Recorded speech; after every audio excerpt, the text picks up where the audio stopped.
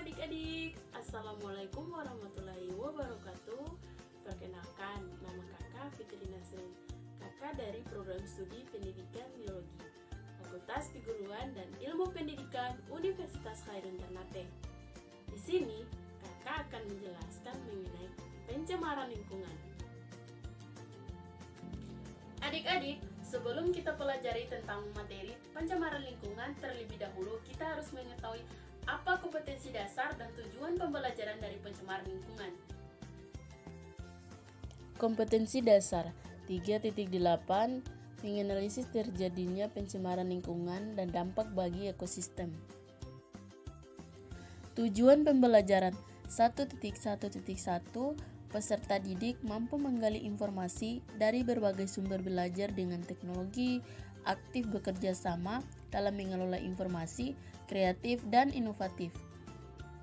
Nah, adik-adik tahu tidak apa sih pencemaran lingkungan itu?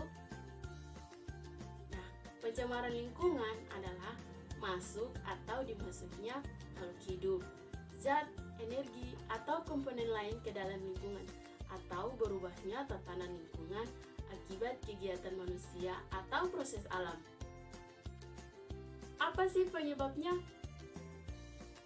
Nah, penyebab yang pertama, asap kendaraan bermotor. Yang kedua, pencemaran udara. Dan yang ketiga, pembuangan sampah secara sembarangan. Asap kendaraan bermotor. Asap kendaraan bermotor adalah salah satu penyumbang polusi udara karena mengandung berbagai macam polutan. Pencemaran udara adalah kehadiran satu atau lebih substansi fisik, kimia, atau biologi di atmosfer dalam jumlah yang dapat membahayakan kesehatan manusia, hewan, dan tumbuhan, mengganggu estetika dan kenyamanan, atau merusak properti. Sampah adalah buangan yang dihasilkan oleh suatu proses produksi, baik industri maupun domestik. Nah, ada juga dampak dari pencemaran lingkungan. Dampak yang pertama, dampak pencemaran lingkungan udara. Yang kedua, dampak pencemaran lingkungan air. Dan yang ketiga, dampak dari pencemaran lingkungan tanah. Dampak pencemaran udara yaitu dampak yang sudah mencapai tingkatan yang berbahaya yang akan menimbulkan dampak buruk bagi kesehatan. Dampak pencemaran lingkungan air yaitu dampak negatif yang sangat buruk bagi kondisi perairan. Dampak pencemaran lingkungan tanah yaitu masuknya bahan-bahan pencemar ke dalam tanah baik berupa padatan maupun cairan. Nah, selanjutnya yaitu cara pencegahan pencemaran lingkungan. Cara yang pertama yaitu secara administratif, cara yang kedua secara teknologis, dan yang ketiga secara edukatif.